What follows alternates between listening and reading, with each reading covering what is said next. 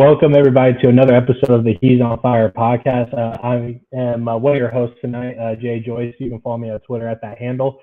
And tonight, football officially started. We saw an ass kicking, what the Buffalo Bills did to the LA Rams. We're gonna get into that, but we're also gonna break down Week 1 for the Arizona Cardinals going hosting the Kansas City Chiefs. They're gonna be out here in Glendale on Sunday.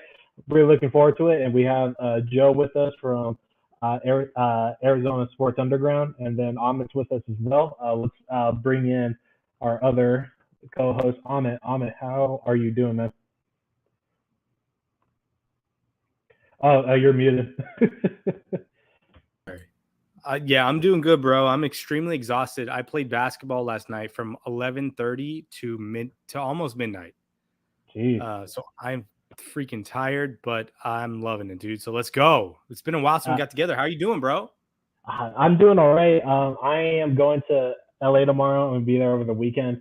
I'm gonna see if I have some time. If I do, I'll hit you up just to see what you're doing. We're gonna be going to Universal Studios. I haven't been there. I don't know what's there. I just found out there really isn't any Marvel stuff there, so I'm a little pissed about that. But it's all good. Yeah, that's what I'm doing. I know you have some basketball tourneys coming up. Is that what you're preparing for? Yeah, I got a 3-on-3 tournament in next weekend. And then I have a South Asian basketball tournament that I'm going to be playing in Mesa. So maybe you guys can come watch me play in Mesa. Okay. In a month from now. It's going to be lit. It's going to be lit. That's tight. Yeah, I'll definitely come down if I have the time. But let's bring in our special guest from Arizona Sports Underground, Joe. Joe, how are you doing today, man? Dude, I'm good, man. I took my kids to soccer practice today. Watch, the Rams get the what kicked out of them. Another day in the living the life. So I'm doing well, man. Thanks for having me. Yes, no problem. We love having you here. I'm glad this partnership is going really well so far, and now getting into the NFL season. And yeah, like you just stated right now, tonight was opening night for the NFL, Rams versus Bills. What were your guys' predictions going into the game? Amit, let's start with you. Who did you think was going to come out on top? I think the Bills were going to win no matter what. I felt like there was just this Rams team that we saw last year was they had, and it's going to sound like a hater because we're talking about division rivals, but they had a lot of luck throughout the season with acquisitions, with injuries, with the fact that who they played in the playoffs. I mean, so I'm not going to say that this team is there. There's no way this team is going to repeat. I'll put money on that right now. If anyone wants to take that bet, they're not going to repeat this year. I don't know if they're going to be a playoff division. I'll say I don't know if they're going to be division champion. I think if they get in wild card. I think our division is a little bit more spicier than people really understand. I really think the Seahawks are going to be better than people thought. And then I know everyone's putting down the Niners, but besides their quarterback position, that team is pretty damn good roster wise. So, and who they play, if you look at their schedule. So, and then going off the Bills, like I wasn't really impressed with their performance. They had a lot of turnovers in this game. Yeah. Josh Allen was kind of checking down a lot. If you guys watched, I didn't watch the whole game, but I watched enough to see like he wasn't really throwing the ball downfield and he wasn't running aggressively. And again, we're overreacting in week 1. So who the hell knows what's going to happen? Yeah, like Evan brings up all the time how Green Bay got whipped by the San Antonio, New Orleans Saints in the start of the season. It was like 50 to like 13 or whatever. So, and then Green Bay ended up going on a really nice run, and no one talks about that game anymore. So, this game might be a anomaly for them. Probably just a Super Bowl hangover. But everything you said, I agree with. I think they're still going to be top 2 in the division. And I don't know what that second team is. It could be us, and I just don't have faith in Trey Lance. But before we get into the whole division stuff, Joe, what were your impressions about this game tonight? Yeah, I mean, I went into it expecting the Bills to win. I didn't expect it to be this kind of blowout. Obviously the Rams had a really rough game. You wonder with Matthew Stafford's arm, that's kind of banged up. How much is that a factor? I'm not going to kick dirt on their grave just yet. It actually reminds me of week 1 last season when the Cardinals played the Titans and just blew them out. And everyone's like, oh my God, the Titans might not be a good team. And they ended up going on to get, a 12-5 record and win their division. So it's obviously, as we all know, too early. Teams can have really bad games and still, get it together when it matters. So I'm not going to write them off yet. I still think they are and probably should be the favorites to win the division in terms of betting odds. But as a Cardinals fan, it's nice to see them coming, out of the gate struggling. And, we've got to take care of business against the Chiefs, take advantage of that situation. But it was surprising to see them come out that badly. So let me just ask this question real quick, because Aaron Donald was not a factor in this game. And is that something that we should, as Cardinals fans, be like watching? Or is that something that we look at it and go, well, that was just 1 week? From my perspective, From my perspective, sacks are kind of spotty and sporadic. So he had an off game, but he's still Aaron Donald to me. I'm not going to read into that either. But it wasn't just sacks, though. There was no pressures. Yeah, there wasn't really anything that showed that he was actually playing. Mm-hmm. Josh Allen was pretty comfortable, and just everybody was getting cooked. I mean, Aaron Donald had a really early sack, and it was kind of more of him. He threw that guy, whoever that was. He threw him, and he got to Josh Allen relatively quickly. But outside of that, there really wasn't any inside pressure. The Buffalo O-line did a really good job containing Aaron Donald for a majority of that game. There was a couple of times he broke through, but Josh Allen was already off to the races. And I think check downing was probably the best way to progress in this game. They started early. They got up the field, and right when they felt comfortable launching it, Gabe Davis was wide open, and that just set the tone for the rest of the game. Jalen Ramsey was getting cooked. Cook was getting cooked. Just about everybody looked gassed.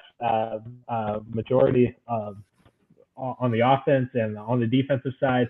Ramsey, he's just going to stay on to anybody. And this might just be a first week thing. Maybe they went into it like, oh, we just won, a Super Bowl pretty, we just won it. Like, we're all good. The weight's off our shoulders, and they just kind of got slapped in the face. And they might bounce back in week 2, but, who's to say? But, Cardinals, NFC West champions. So. I'm looking at the box score, and what I'm seeing is Aaron Donald had 2 tackles, 1 sack, a tackle for loss, and a quarterback hit. So I wonder if that sack happened when maybe you're looking away for a second or something. But it looks like, according to the box score, he did have a sack. I mean, I missed it. It must have been early in the game. I didn't watch the whole game. It was really early in the game. It was like I watched enough where I just saw there was a non-factor though, right?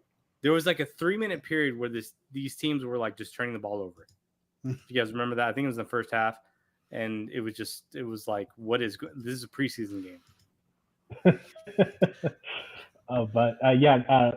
Great way to start our NFC West competition. With the Rams losing, hopefully they keep on losing. But let's just dive right into the Week 1 preview for the Arizona Cardinals versus the Kansas City Chiefs. I'm really excited for this game. We went against the Chiefs like 2 or 3 years ago, but we got whipped. I think it was before Kyler Murray, if I believe so. I think that was during the Josh Rosen times. But I'm really excited about this. I mean, there's Texas connections. Cliff and Patty Mahomes, they have some correlation with each other. Andy Reid is very fond of Cliff. Andy Reid is very fond of Kyler and stuff. So these guys are pretty connected, and I hate hearing that Andy Reid and Pat Mahomes are going to be like on their way here to Arizona at one point, and then things just changed and ended up in Kansas City.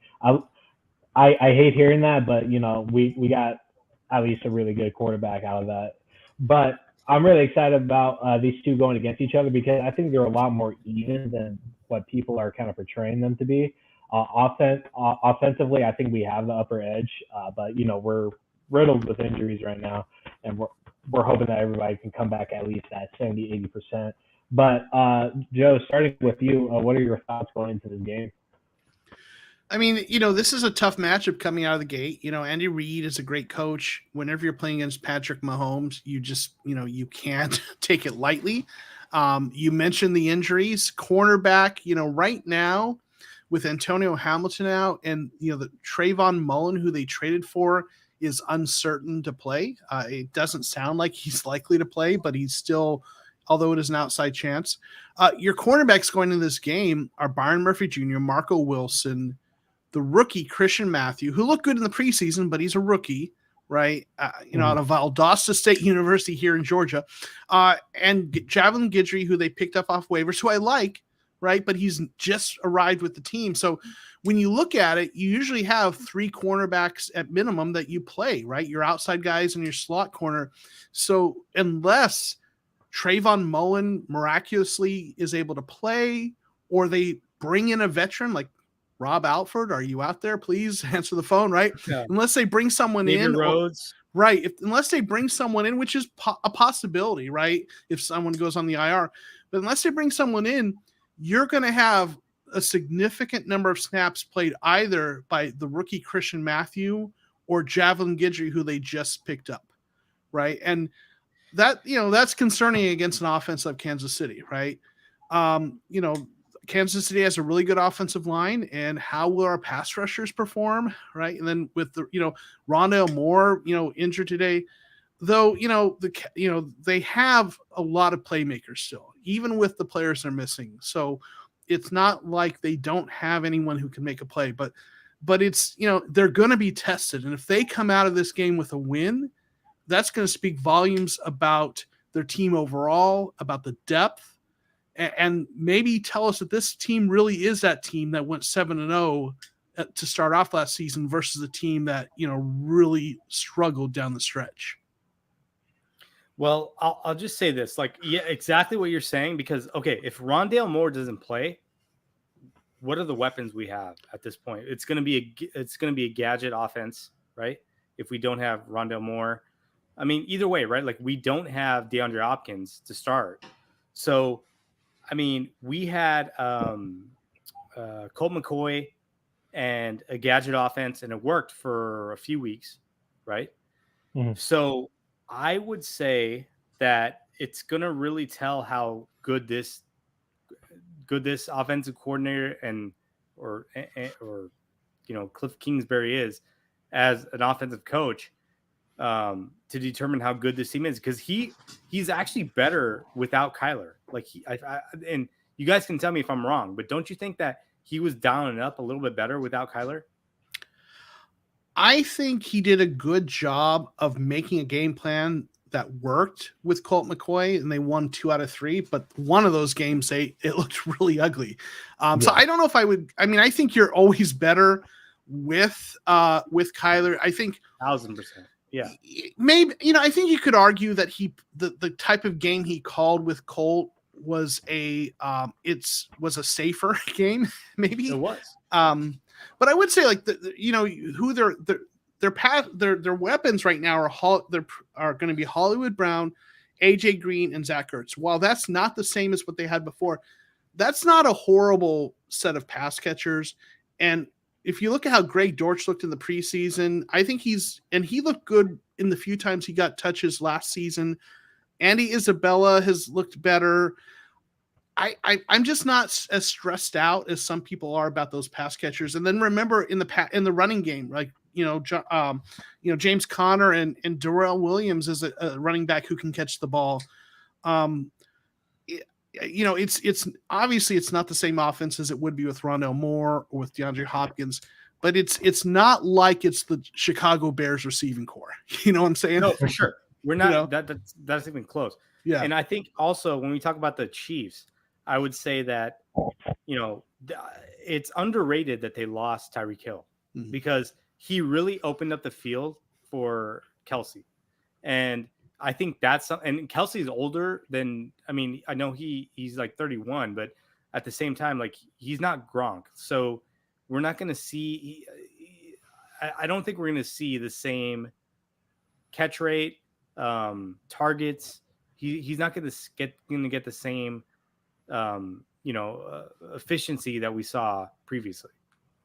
Yeah, Tyreek Hill takes the top off that defense, right? So do you stretch the defense, more room to work underneath for someone like Kelsey, right? So absolutely. So, now that they're looking at guys like, Juju Smith-Schuster, Mecole Hardman, Marquez Valdez-Scantling, they do have a rookie I really like in Sky Moore, but, it's a lot of guys, but, they're a lot of new guys, and they don't have that outside receiver who does the same things, that Tyreek Hill does. So it's a different team, and it's going to be interesting to see, what they look like. But again, if you got Patrick Mahomes, I'm not going to take that offensive lightly, regardless of who's catching the ball, Well, I'm going to make a prediction right now that I feel like Budda Baker or Jalen Thompson are going to get an interception in this game. I just feel like something's going to happen over the middle or over the top, where they're going to get an opportunity to get an interception.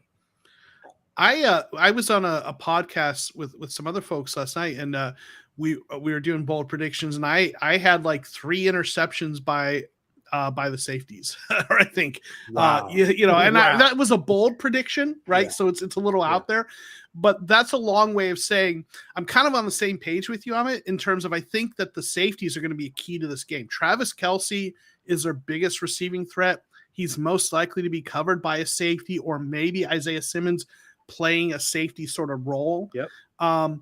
So those safeties and the ability to hopefully contain Kelce, you hope, could be a really important key to this game, especially with what's going on with cornerback. Westville asked that question. Did they say Isaiah Simmons is going to be the Mike linebacker? Yeah. They said he's going to have the green dot, which isn't the same as the Mike linebacker. The Mike linebacker is that middle inside linebacker. Then they have the Will linebacker, which is the weak side out, inside linebacker.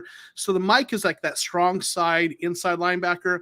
He's not playing that role. Zaven Collins is playing that, but he is going to have the green dot, which means he gets the plays called in. And that's what they said about Isaiah Simmons. I mean, that instills a lot of confidence in Isaiah, and I'm finally glad we sort of figured out our corner and safety situation and just the back seven in general. So now we have a game plan going in. But I don't know if y'all have been seeing, but NFL TV has been giving our safety duo a lot of props recently. Like, it's not something that we heard a lot last year. I mean, Amit, you and I and Evan were preaching that Jalen Thompson and Budda Baker were the best duo safeties in the league, and they weren't even ranked like in the top 20 last year when we looked. So now, now there's a lot of praise with them, and I have a lot of confidence in our safeties in the backfield, and with our corner situation, I don't know, it's still pretty iffy. But then I look at the wide receivers that Kansas City has, and we can really limit Pat Mahomes' options. I mean, if he wants to check down, we just gotta adjust accordingly. I think we might be able to play even a little better defense at that point because, it's shorter, just shorter plays, shorter downs, and I think we'll be able to capitalize on that. We sucked in the zone last year, so I think playing man is probably our best way to go. Hopefully Vance Joseph figured some tweaks out and stuff because now we don't have Corey Peters and a couple of other guys. So I think we'll be able to really take advantage on the defensive side of things, especially with Kelsey and us having those strong safeties of Thompson and Budda Baker. And I have a lot of confidence in Isaiah Simmons taking a leap forward. So I think, Ami, you're 100% right. The Tyreek Hill, him not being on the Kansas City Chiefs anymore is being treated pretty underratedly just because, you take away their biggest weapon and now their only weapon is Kelsey. That's as of right now. Who knows? Juju is going to be what he was like 3-4 years ago when Ben Roethlisberger still had a little bit of a cannon, So like things are pretty limited on the offensive side of things, and we don't know if Pat Mahomes has trust and will into some of the receivers. He's going to have to, and probably week 1 isn't going to be the time for him to really see that. So I think that's why the Cardinals really need to take this game as seriously as possible and really win this handily. But offensive side of things, Joe, I'm with you. I'm not really worried about our receiving depth in a sense, even if Rondell doesn't play, or if he does play and he's limited. I think in short little spurts, I think we can still utilize him, and I think Hollywood is going to get at least 15 looks at least, if not more. So I'm really excited to see what we're able to do on the offensive side of things. But Joe, did you have anything else to add? Let me ask you this: what do you think are going to be the X factors on both sides of the ball on offense and defense for us? So I think on defense, and I'll just use this chance to preview. I'm going to be doing a preview video about the game that'll probably drop sometime later. And one of the things I'm going to talk about is I think in terms of defense, they need to figure out, in terms of offense, they need to figure out how to stop Chris Jones, their interior defensive lineman, because he is one of the better interior defensive linemen. He's going to put interior pressure, and they need to keep him out of Kyler Murray's face. Right. So Kyler has time to get the ball to Hollywood Brown, to get the ball to Greg Dortch, to get the ball to, Zach Ertz. And if they can do that, I like the Cardinals' chances to pick apart, that defense. In terms of defensive side of the ball, I think, I do think, like, last year coming into the season, we were worried about the cornerbacks as well. And Vance Joseph coached up this team and got a team that they finished 11th in the league in terms of total defense. And that's after the collapse where they weren't very good. They were in the top 10 first half. I'm not saying he's going to repeat that, but if they can, I think they can be a middle of the pack defense and win a lot of games. But I think coming back to it, I think the safeties are the key on defense because they are going to help cover up some of the deficiencies at cornerback. And that, like we said earlier, they're going to be the key players in terms of Travis Kelce. So that, that safety duo that we love. And, I was listening to Brian Baldinger, the guy on NFL Network, who he's been talking him up, right? Baldy has been in. They need to show out and show the world, how good we know they are. And I think they're the key on defense. No, absolutely. Like our safeties are going to be our biggest key to securing this win, even if it is a shootout or it's a low-scoring game. Like whatever it is, those two are definitely going to be the X factors in a sense. Like today, Marcus Golden finally showed up to practice.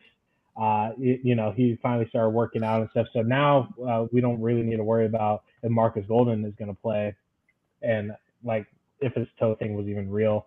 So, and then it also came out J.J. Watt is dealing with a calf issue right now. And we haven't seen him since the Tennessee preseason game. And he got COVID, and when he came back, all of a sudden his calf was hurt. What do you feel about JJ being hurt again? Like, it just seems like we can't get away from it. This is why I don't play fantasy, because who's out for week 1 or supposedly injured is Christian McCaffrey, who was supposedly the number 1 fantasy player, right? I mean, right. Some of these guys are always hurt. So I kind of look at JJ Watt the same way I look at Chris Paul, where I'm like, they're just not reliable. The problem is Chris Paul is reliable for like 75% of the season versus JJ Watt, where you have no idea when he's going to be available. So I mean, but when you get him, and even when we had him, actually, I think what he did was augment what Chandler Jones can do. I don't know if it really meant that he was a better player, but I think he augmented the players around him more than what he actually did. But if we're talking week 1, I mean, So we're 5.5 underdogs and going into week 1 at home, which is probably just like bettors, taking the Chiefs. I mean, I'm not going to say we're going to win this game, but I'm definitely going to say we're going to cover this game. And like I said, I'm taking our secondary, our safeties to get a pick. But we're going to see really what the Chiefs are about now, because if they don't have Tyreek Hill taking the top off, then it might expose Kelsey. And again, him being like 31, 32 years old, we don't know how good he is now at this point. Maybe this whole thing has been disguised because of Tyreek Hill, because he doesn't really block. He's not like a running threat, other than open field. It's not like you can give him the ball in other situations. So I'm just wondering, like, what his value truly is now at this point with a different receiving core. That's an interesting thought. Yeah, like I've always been pretty high on Tyreek Hill. I wouldn't say he has like the best hands in the league, but like he exploits the open field better than anybody else. But he's not the best route runner. He's not shifty like Cup or Hopkins. But you just let him off the leash and he just goes. So I think the first couple of years of the Chiefs tandem and Rain really covered up a lot of holes, especially on the offensive side of things. But now they're super limited on the offensive side of things until they get used to playing with each other. Then defense is a little worse. Tyrann Mathieu is down in New Orleans now.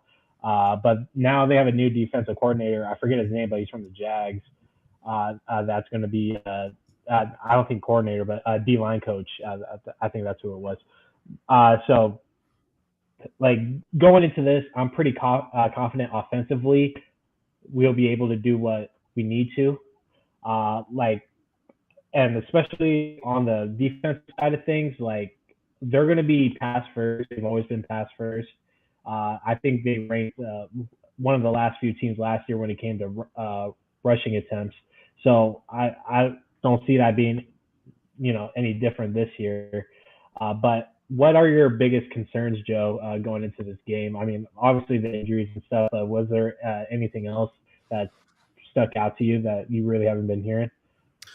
Well, obviously the cornerbacks is a big concern. Obviously, you're going against Patrick Mahomes. I think those are probably the two biggest concerns. I would say again that they have a really good offensive line. Does our pass rush? It's we've got Marcus Golden, who I love. I like the young players, but there's a lot of question marks there, so that would be a concern. But I don't know. I feel good. Our offensive line. I know Cody Ford is banged up, but he's not a starter. He's a backup.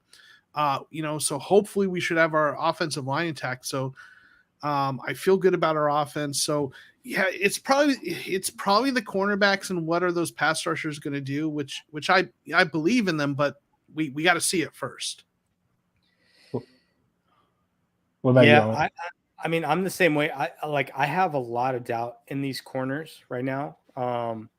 And then I know in the preseason that the pass rush showed a lot of penetration, not consistently, but enough where there was a lot of tackles for loss in the preseason that made it look like with some of these younger players or underrated players that are making plays. I don't know if that's real though. Like I have no idea if that's real. So, and if you look at all the experts, what they said about the Cardinals, they rated our defense 27th or lower, pretty much everyone. But if you look at the offense on paper, it should be top 3, right? With the offensive line, with the weapons, now we have tight ends. And I know Cliff has never really utilized tight ends in that way, but without having DeAndre Hopkins for the amount of time we don't have him, he's going to have to play 2 tight ends, some 12 personnel, some different things just to make sure that the defense is honest. I'm just looking at this game, and so a formula for us to win is, I mentioned there's going to have to be a pick somewhere. some turnovers, at least one. I think we're going to have to get pressure, obviously, but I think we're going to really have to play a pass control offense, meaning utilizing the tight ends in like a West Coast style and Kyler running on options when he gets a chance.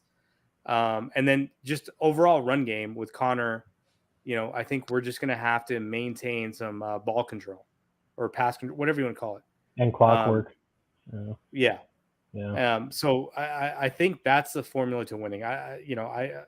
In this game, I don't think we're going to win a shootout with them without DeAndre Hopkins or Rondale Moore. Or Rondale Moore. Any comments with that, Joe? I mean, I'm not necessarily as convinced that that's the only way to win. I do think we could win a shootout. These games sometimes are unpredictable the way they go. Sure. Hollywood Brown has elite speed, and Kyler throws a great deep ball. And if the offensive line holds up, which it seems to be healthy, all it takes is a couple of those, a couple times. And, the Chiefs have a decent defense, but they've got a rookie cornerback in McDuffie who's good I should say he's a highly touted rookie. He was first rounder, but they've got a rookie. Their safeties are nice, but not as good as the Cardinals. So it doesn't take much for Hollywood Brown to break loose and get a couple deep touchdowns. It doesn't take much for Zach Ertz to kind of get some nice chunks. Greg Dortch has looked nice. So I think a shootout it could happen and could be a win. I'm not saying that's what's going to happen. I'm not as sure that it has to be a tight end heavy game to win, but that could be a path to win, if that makes sense. No, it does. Yeah. What you're describing is different. What I'm describing is we're controlling the clock, right? And we're just taking little pieces at a time, eating up the clock, and then trying to force turnovers, which last season when we were, 7-0 or whatever it was, we were taking the ball away and getting sacks and doing a lot of stuff. Towards the end of the season, we weren't doing that as much as that. So I'm just picturing a scenario where, we're not doing that, but we are just eating clock. Yeah, I think chipping at easy yards is probably the best way to go about this, and controlling the clock as well. I think what the Bills did tonight was kind of what we should be utilizing in a sense, because especially if we can't get to open receivers or any available receivers, if Rondale doesn't play and we're just relying on Greg Dortch or Andy Isabella or Hollywood Brown, and we can't just get the ball to him. I mean, we should definitely utilize that check down sort of play style and just chip at easy yards, because I know James Conner only averages like 2.3 yards a carry, but we really haven't been seeing what Benjamin can do as a RB2. Did you make that up? Did he only average 2.3 yards a carry? Yeah, it was something like that. Really? Yeah. You're talking about in the preseason? Last regular season, Connor. Wow. It was more than that. It might have been. Did you say 2.3? It was 2.3, 2.6. I don't exactly remember. I'll look that up for you. Yeah, that's a pretty significant stat. We got to double check that one. James Conner James Conner averaged 3.7 yards per carry. Okay, I think I might have misheard that then. But I mean, it's still relatively on the lower end of things. I mean, he's not the fastest guy and stuff. So now, like, we can use Benjamin or Jonathan Ward to really get some yardage. Just marching down the field. So I think our running back room is really good. I think it's pretty underrated, and then we definitely got to use our tight end room. I mean, I'm excited to see Max Williams again. I think what balanced all that out is and Joe, you can fact check me on this. I thought like Chase Edmonds averaged like 6 yards a carry or something like that. I don't think it was quite that much, but I'll look that up. I'll have to look that up. But he did. But I mean, that's what balanced the whole thing out, is that we had, I think overall as a team with Kyler as well, our yards per carry were like higher in the top 5 at least. You have to take into account that James Conner also got a lot of goal line and short yardage carries. Sure. That impacts that some. So to the eye test, Connor was effective. He was really good. So I'm bringing Chase Edmonds. His stats in 2021 had a 5.1 yards per carry average, which is definitely better than that. That's what their running game was effective last year, but it was really good overall. But it wasn't like Derrick Henry, right? Like it was a committee. It was a committee for sure. And I think that's a smart way to build a running back room, because if you build it on one person and they get injured, you better, I think you keep guys fresh. I like the way they built this running back room. They've got 5 guys, any one of which I would feel comfortable seeing them carry the ball. Right. So let me ask you guys this question on the top. Over under, how many touchdowns do you think Kyler Murray threw last year? 25 or more or less? He was 25 more or less. Was he at like 23 because of the injuries? I'm trying to remember. You got to guess. I'm gonna guess below. I guess under. Under? Okay. Jay. I'm going less. I want to say he had 21. So he threw 24. Right? Like he threw 24 touchdowns through an entire season, which if you go back and look, like that's like Jake Plummer numbers. And he threw 10 picks, which is actually less than Jake Plummer numbers. Yeah. But if you look at his running touchdowns, which I don't have the exact number, but I think he had like over 10. So it wasn't that many last year, I don't think. Whatever it was, that D'Lo, 27 total. How many? Yeah, that sounds right. He actually his rushing was a little bit down last year. He had 5 rushing touchdowns last year. So, 5, only 5. Wow. Okay. Yeah, he didn't run he also had fewer rushing yards. His number. He ran a lot less. He had 423 yards rushing compared to 819 the year before. Of course, those numbers come with him having missed 3 games. But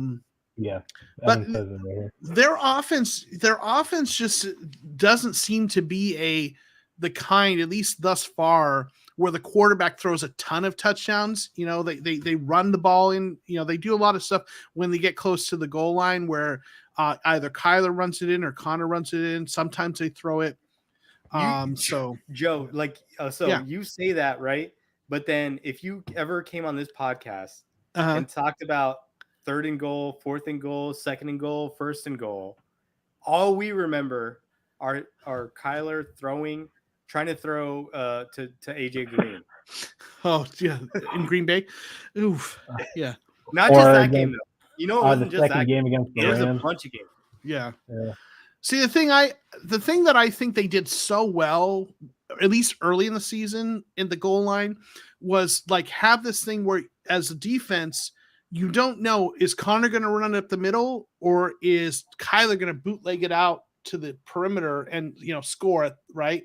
And make someone look silly, right? And that was so effective because the defense, if they didn't close in to try to stop Connor, then Connor get an easy touchdown. And if they do that, they've got fewer guys on the perimeter to stop Kyler. And when they were working that game, like you couldn't stop them from scoring, it felt like, on short yardage situations. AJ Green's a big receiver and he's a veteran. So if they get it right, he's a good target if he turns around in the end zone. But I'd much rather see them work. I'd much rather see them work that thing with Connor up the middle. And you have to guess, if you're a defense, am I getting Connor or Kyler on the perimeter? Right. No, I mean, look, I yes, 100%. But all I know is I've never seen Kyler get stuffed. Never. He's never been stuffed. To answer D'Lo's question real quick, I'm pretty sure Ertz will play more. I'm not entirely sure, but I feel like he will. I think. I don't think he will. I think he will. It's a hamstring. Well, so and they have to do MRIs and stuff. I don't know. I don't think he's gonna play. The fact that they're going to be doing an MRI is concerning, right? Yeah. That's so. Yeah. I totally forgot about that. Yeah, he is getting him. Yeah, I think it's safe to say that he isn't going to play. But all right, let's get into score predictions. Joe, we'll start with you. Like, how are you feeling about this game going in? Like if you can put your house on this, what would you say the score is? Well, if I put my house on this, I'd have to say, oh shit, I'm getting a divorce now because my wife would divorce me if I did that, right? No, but man, it's tough because I want to pick with my heart and not my head, and my heart says, and this is what I've been going with, is 34-27 Cardinals. Wow. Okay. Yeah. Okay. My head says, with the injuries, I have and the Chiefs being favored, and listen, Vegas and Evan there and I have a really close guess, so within 1 point. Vegas knows what they're doing. They don't always get it right, but like they're not in the business of losing money, and they set those lines pretty smartly. So, the Chiefs are favored, and they probably should be. So if I'm going with my head right now, I've got to go something like, with the Chiefs winning, like 32-24 or something. But I think that the Cardinals absolutely have a chance to win. So I'm going a little more with my heart, and I'm just going with the 34-27 prediction. What about you, Amit? All right. The spread is 5.5 for the Chiefs. With the Cardinals at home. With all the drama that we've seen with our fan base. So if I was betting on this game, like if I was putting money on this game, I would say that the Cardinals cover, but it's going to be like 31-27 Chiefs, right? Like it's closer than the 5.5. But if I'm going Cardinals fan, I'm saying the opposite, 31-27 Cardinals. And like I said, I'm expecting a pick from the secondary, the safeties. I'm expecting a strong running game from this team, and I'm expecting them to get pressure with players that we didn't expect. And J.J. Watt's not playing, right? Like we don't know, or do we know if he's playing? Day to day. So I'm just gonna say, like, some of these underrated players that were making plays in the preseason are gonna make plays, and we're gonna surprise the Chiefs. Let's go. I like both of those. I like both of those because it's the Cardinals scoring like crazy, but I'm leaning more towards 31-21 Cardinals.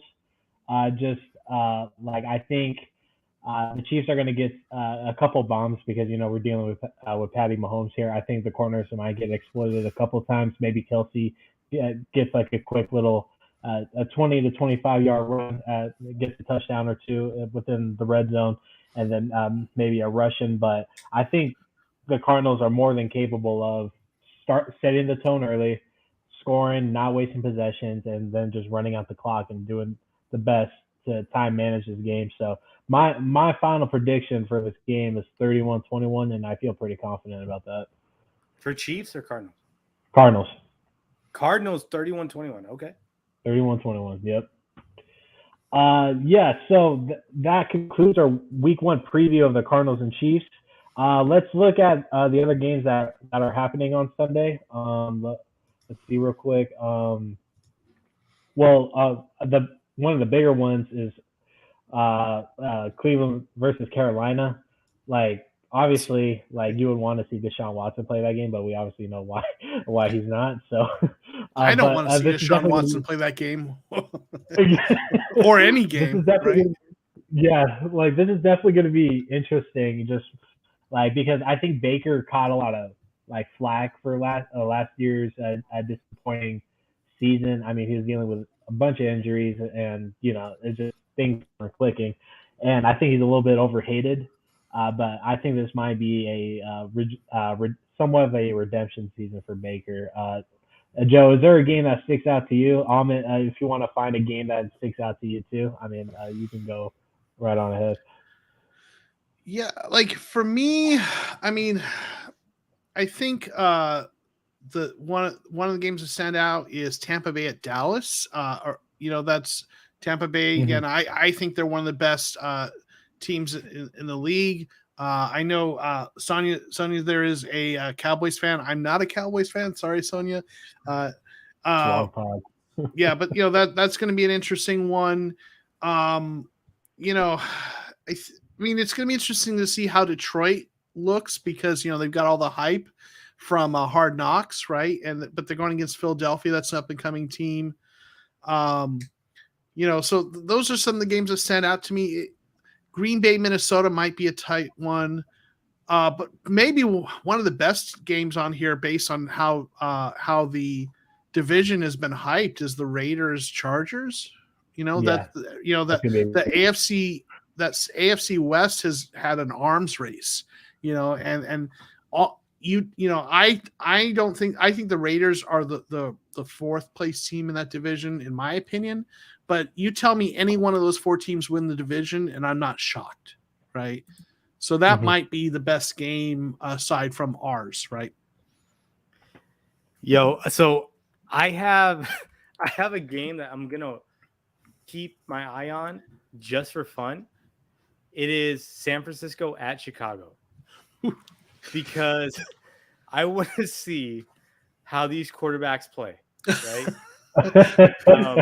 And I want to see what the Twitter says after this, their local media says after this game, because we're talking about two guys that have no history of playing well in the NFL, no really infrastructure behind them to support them, whether it's I guess San Francisco has a good team, so I guess he doesn't. So the funny part about the Niners is like all you need is a guy that doesn't mess up. And you had that guy in Garoppolo, and now you're benching him for a guy that all he does is mess up. So, and maybe he makes a play or two, but he didn't when he played the Cardinals. I remember that game. I remember every play of that game where he had it. I mean, he had so many chances to exploit us, and he didn't do it. I'm going to be watching that game just for fun. That's the game, and I'm going to take the Niners, obviously, even with Chicago at home, because I just think the Niners have a better running game than the Niners have, or Chicago has a better running defense. But that's a game I'm going to watch. I want to see what happens in that game. Joe, do you have any confidence in Trey Lance? I have a couple of Raider friends and stuff. I know I'm friends with Raider fans, but they have no confidence with Trey Lance just in general. That's the mass consensus I've heard, except from Niners fans. Niners fans have a lot of confidence. I don't know if they're trying to blind themselves from accountability or what. I don't know. What are your feelings about Trey Lance in the starting position? That's probably the talk of the town right now. Nothing I've heard coming out of camp and what you're hearing about Trey Lance should give me confidence in him. I have confidence in the situation, and I'll explain what I mean. One, he is the kind of quarterback that you want to take a shot at in modern NFL. You want to take Brett Coleman did a great video talking about why quarterbacks, why it's so hard to pick good quarterbacks and how 2/3 of them are busts or whatever. His take was what you want to look for today when you're drafting a quarterback is someone who has the tools, someone who's coachable, and then do they go into the right situation? Those are the three things you look for. He's got the tools. He's got the big arm, right? He's got the raw tools, though. He's got raw tools. But that's fine. That's in the modern NFL. Get a guy with raw tools, coach him up in the right situation if he's coachable, right? So he's got the raw tools. I don't know him personally, but I have to imagine if they drafted him, he's coachable, and he's in not a good captain on the team, by the way. Yeah, well, and that's different than coachable. But I know that. I heard that. So let me just finish my point on it real quick. Go ahead. Yeah. And so you need a guy who has the tools, is coachable. I don't know if he is or isn't. I'm assuming that if they draft him that high, hopefully he is. And then the right situation. The situation, like Kyle Shanahan, for whatever he's taken, wins games with quarterbacks like Nick Mullen, right? CJ Beathard, like he's a good coach. So like Lance fell into a good situation with a good team around him and a good coach. So if it can't work there, then he's not going to work. I guess that's what I'm saying.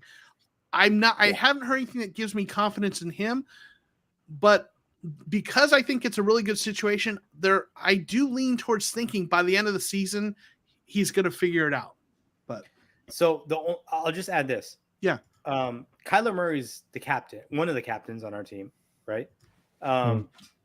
Carson Palmer was a captain.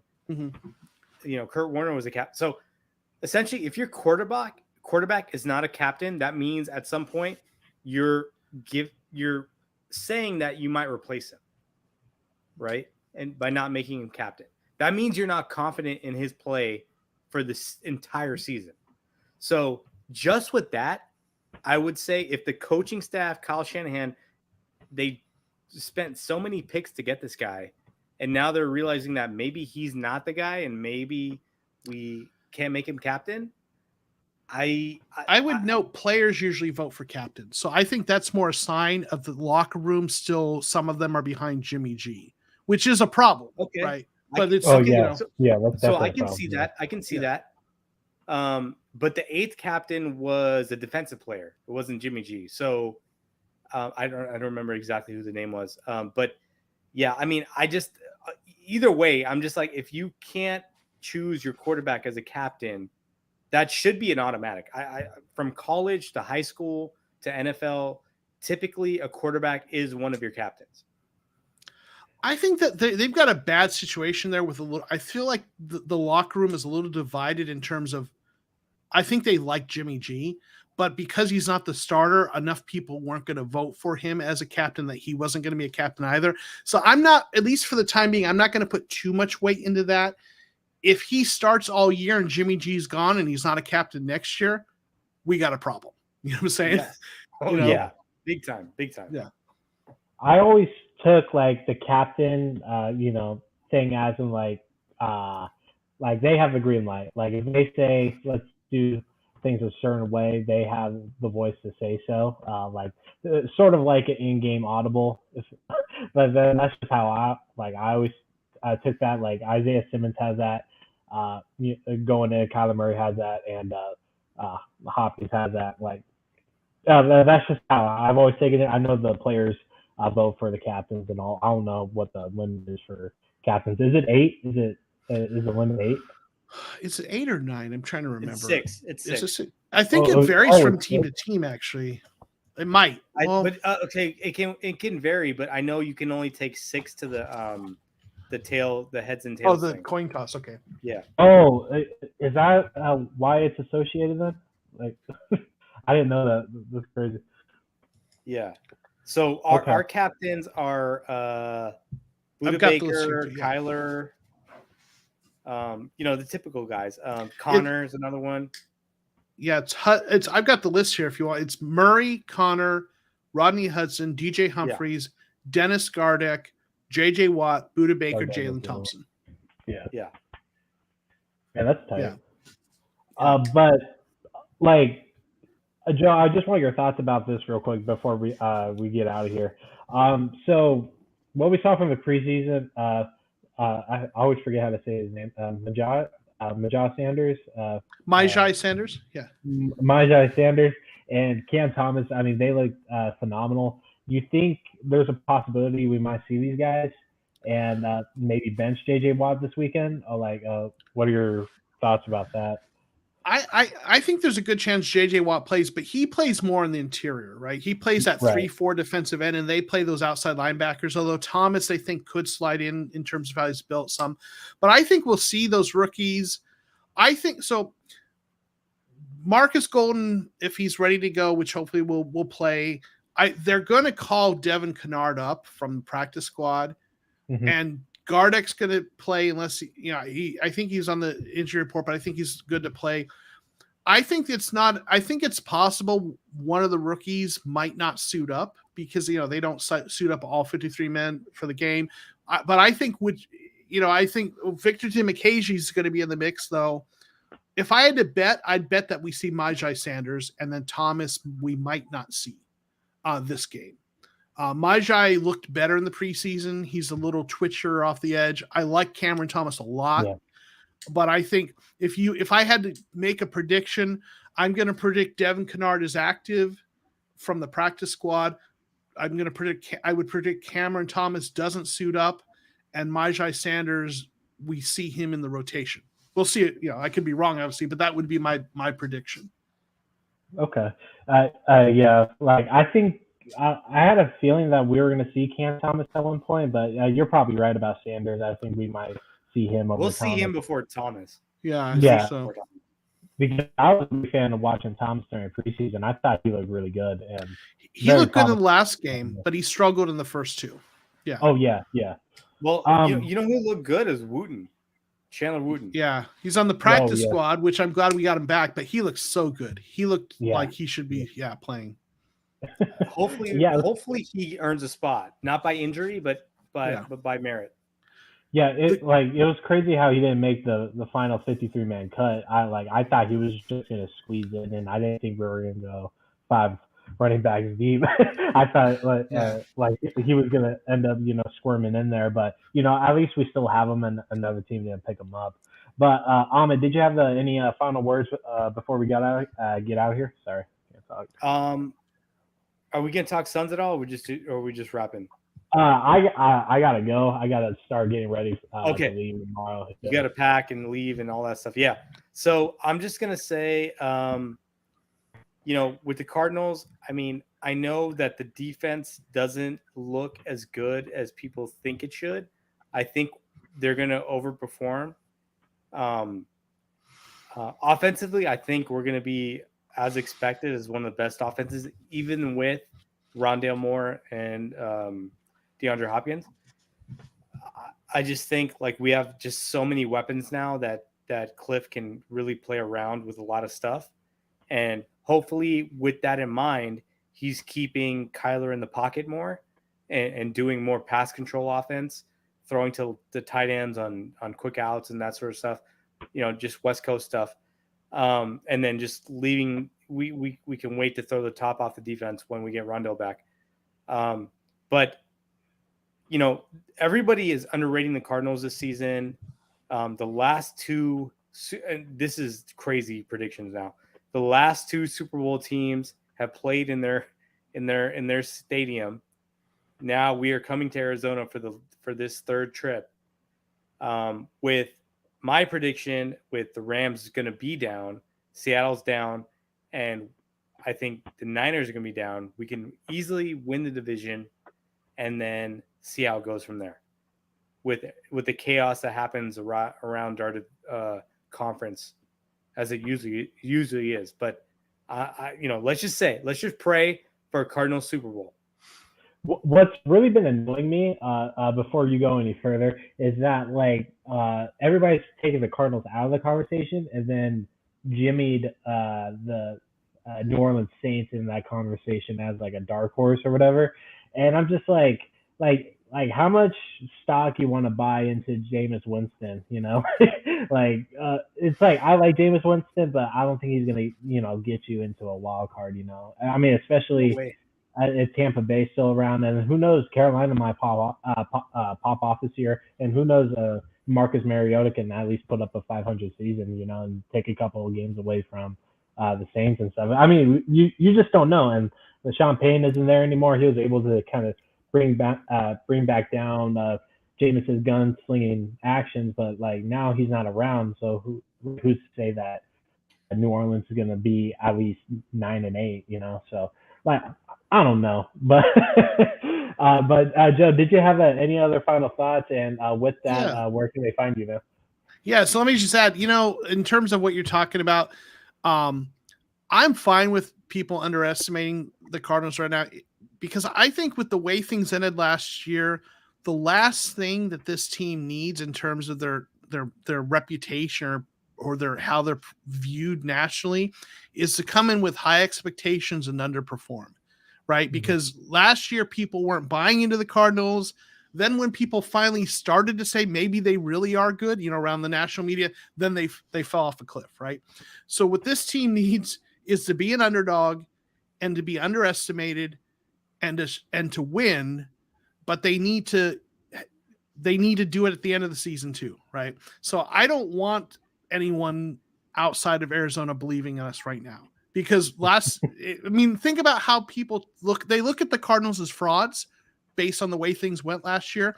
And if they came in with expectations and underperformed, it would just reinforce that perception. They need to be underdogs and they need to overperform all the way through.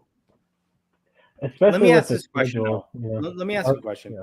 Because the talent that we had last year when we were 7-0, 8-0, whatever it was, do you think we have that same talent this year?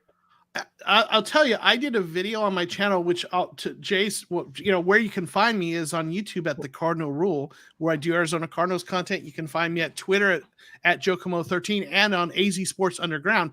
But I did a video on that, Amit, where I looked at the roster and compared it to last year. Is it better? And the conclusion I came to is that the offense is better and deeper. The defense is younger and has taken a step back in terms of starters, but it's as deep or maybe even a little deeper than it was last year. And what I define deep as is like your bench. How far do you have to go before you're looking at undrafted rookies, right? So the offense is better and deeper. The defense took a step back, but it's still got some depth there. Yeah, I think if you were like somebody that didn't know the Cardinals, you'd be like looking at Isaiah Simmons and Zaven Collins and going, well, what we've seen is what we get, right? Mm-hmm. But from being a Cardinals fan, we go, well, we saw that Seattle game where Isaiah Simmons picked off that interception. We saw Zaven Collins creeping in the gaps those few games that he got to play, even though he didn't get a lot of snaps. So I see it and I go, I mean, you're looking at 2 first-round linebackers, even though Steve Keim drafted them, and that's not necessarily a good thing. But at the same time, like, there's a lot of growth potential with those guys, right? 100%. Like Isaiah Simmons, his PFF grades haven't been great, but he's playing full-time. He's smart and he's athletic. And I think the role they're going to play him in is going to be a little bit better fit for him. And I think he's going to have a step forward. And Zaven Collins, like you said, he looked good when he played into first half of the season. He had a shoulder injury later in the season. He struggled. But like when I see him play, he pops, right? He's not always consistent, but you see him get into the backfield. You see him doing things that other linebackers can't. And I actually think the fact that Isaiah Simmons has the green dot instead of Zaven Collins is probably going to free up Zaven Collins to not have to overthink and just go in there and do what he does. Those two are so athletic, and I think they just need the reps, and they're going to get it. And then when you add that to the safeties, they've got some playmakers at all the levels, right? Well, my concern is that we don't have a consistent playmaker at the defensive line.